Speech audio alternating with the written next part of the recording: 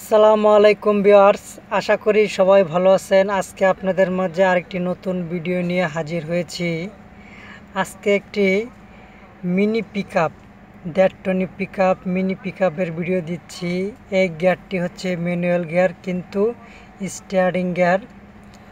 এটি steering gear সম্পর্কে অনেকের ধারণা নাই, তাই হয়তো এই ভিডিওটি দেখলে আপনারা যারা এই গিয়ারের বিষয়ে ধারণা নাই তাদের ধারণা হবে, যা পরবর্তীতে আপনাদের শিখতে খুব সহজ হয়ে যাবে। যদি ভিডিওটি শেষ পর্যন্ত দেখেন তাহলে আপনারা বুঝতে পারবেন স্টিয়ারিং গিয়ারের গাড়ি কেমনে চালাইতে হয় বা গিয়ার কেমনে ফেলাইতে হয়, সেই বিষয়ে কিছু কথা বলবো। তো চলে যাই। আগে আমি গিয়ার লিভারটা সম্পর্কে আপনাদেরকে কিছু বেসিক ধারণা দিই। এই দেখুন, এখানে গিয়ার লিভারের পাশে এখানে কিছু টিক চিহ্ন দিয়ে দিয়েছে কোনটা কত নম্বর গিয়ার। এই গিয়ারটা স্টিয়ারিংয়ের বাম সাইডে, ঠিক আছে, স্টিয়ারিংয়ের বাম সাইডে এটি হচ্ছে গিয়ার লিভার। ম্যানুয়াল গাড়ি এটা গিয়ার লিভার বলে এটাকে। এই দেখুন, হচ্ছে এটা হচ্ছে 1 নম্বর গিয়ার। 1-এর নিচে হচ্ছে 2, 2 থেকে হচ্ছে 3, 3 থেকে 4, 5, 5 হচ্ছে টপ গিয়ার। টপ গিয়ারের সোজাসুজি নিচে হচ্ছে আর দিলে শুধু পিছনে যাবে, আর মাঝামাঝি জায়গাটা হচ্ছে নিউট্রাল।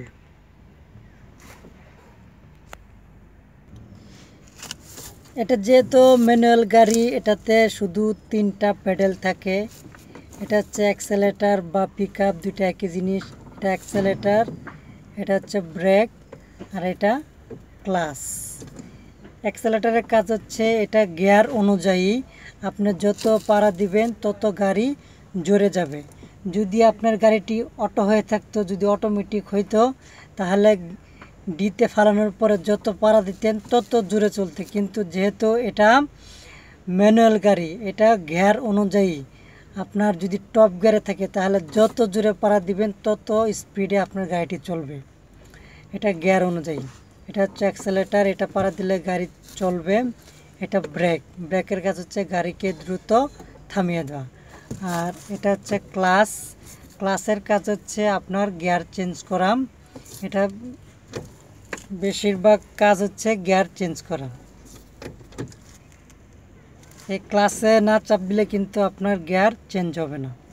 ক্লাচের কাজ গিয়ার চেঞ্জ করা, ব্রেকের কাজ গাড়িকে দ্রুত থামিয়ে দেওয়া, অ্যাক্সেলেটারের কাজ গাড়িকে দ্রুত এগিয়ে নিয়ে যাওয়া। এটা হচ্ছে স্টিয়ারিং, এটা ড্রাইভিং ভাষায় স্টিয়ারিং হুইল বলা হয়।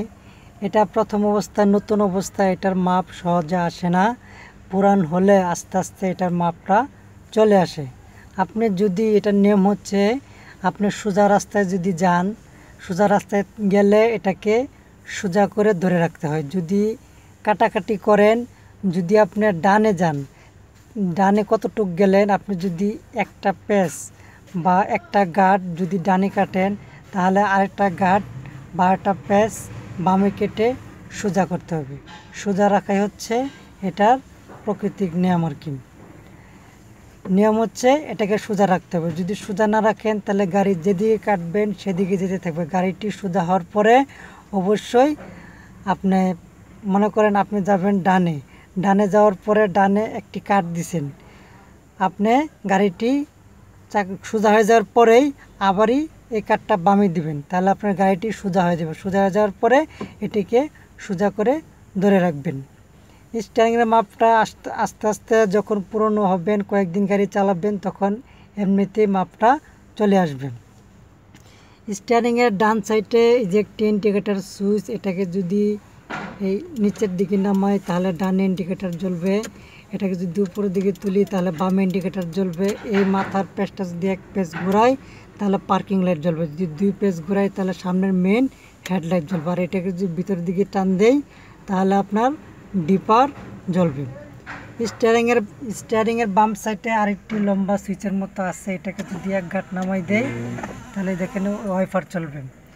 মানে এক গাঁট নামাইলে ওয়াইফার আস্তে আস্তে চলবে, 2 গাঁট নামাইলে জোরে চলবে, 3 গাঁট নামাইলে আরও জোরে চলবে। 3 গাঁট তখনই নামাইতে হয় যদি আপনার বৃষ্টি হয়, সেই ক্ষেত্রে 3 গাঁট নামানো লাগে।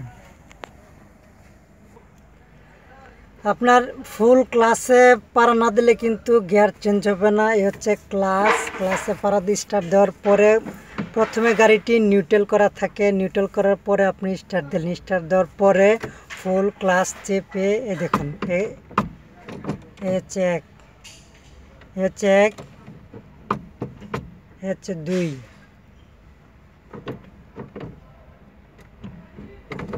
এ হচ্ছে তিন,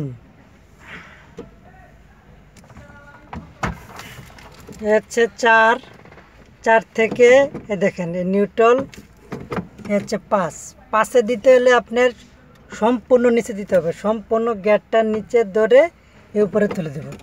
এ হচ্ছে পাঁচ, পাঁচ হচ্ছে টপ গিয়ার। তারপরে আমি যদি কোনো কারণে ব্যাগে নিতে চাই, ব্যাগ হলো গায়ে নিউট্রাল করার পরে এই যে ফুল নিচে নিয়ে এই পিছনে দিয়ে দেব, পিছনে দিয়ে দিলে নিউট্রাল। এই দেখুন এখন গিয়ারটি নিউট্রাল আছে। এই দেখুন হালকা একটু এটার উপর না, এই এক থেকে যদি এক গাঁট নিচে নামা এলো নিউট্রাল, এলো দুই, দুই থেকে যদি তিন নিতে যাই এই দেখেন এর নিউট্রাল থেকে হালকা একটু নিচে নিয়ে এই উপরে এ হচ্ছে তিন, তিন থেকে যদি চারে নিতে যাই তাহলে এই একটা গাঁট নামাবো, একটা গাঁট নামানোর পরে এই আরেক গাঁট পিছনে, এ হচ্ছে চার, চার থেকে যদি আমি পাঁচে নিতে যাই এই দেখেন এই নিউট্রাল থেকে এই ফুল নিচে নিয়ে উপরে তুলে দেবো পাঁচ, পাঁচ থেকে যদি আমি আরে নিতে যাই ব্যাগে নিতে যাই তাহলে এক গাঁট পিছনে নেবো, এই নিউট্রাল থেকে ফুল নিচে নিয়ে এই নিচে, এ হচ্ছে আর হচ্ছে ব্যাক গিয়ার। আর আপনারা যখন গাড়িটি প্রথমে তো নিউট্রাল অবস্থায় থাকে, আপনি যখন গাড়িটি স্টার্ট দিবেন, স্টার্ট দেওয়ার পর আপনি ফুল ক্লাচ চাপবেন, ফুল ক্লাচ চাপার পরে আপনি এক নাম্বার ফার্স্ট গিয়ারে ফেলাবেন, ফার্স্ট গিয়ারে ফেলানোর পরে যে হালকা একটু পিক আপ পাড়াতে ধরবেন আর এই ক্লাচটা ছাড়বেন, এই ক্লাচটা ছাড়বেন। আবার পুরাটা ছেড়ে দেন, পুরাটা যদি ছেড়ে দেন তাহলে কিন্তু আপনার গাড়ি একটি লাফ দিয়ে বন্ধ হয়ে যাবে। আপনি ক্লাচটা একটু হালকা একটু ধরে রাখতে হবে, পুরাটা ছাড়বেন না, তা তখন আপনার গাড়িটি আগাবে। যখনই আগাবে আপনার মিনিমাম 10 বা 15 স্পিড ওঠার পরেই আবারই এই ফুল ক্লাচটা চেপে 2 নাম্বার গিয়ারে ফেলাবেন, 2 নাম্বার গিয়ারে ফেলানোর পরে আস্তে করে ক্লাচটা ছেড়ে দিবেন আর পিক আপটা পাড়া দিয়ে ধরবেন। এভাবে আস্তে আস্তে স্পিড যত বাড়বে আপনার গিয়ার তত বাড়বে, আবার যদি স্পিড যত কমবে গিয়ার তত কমবে।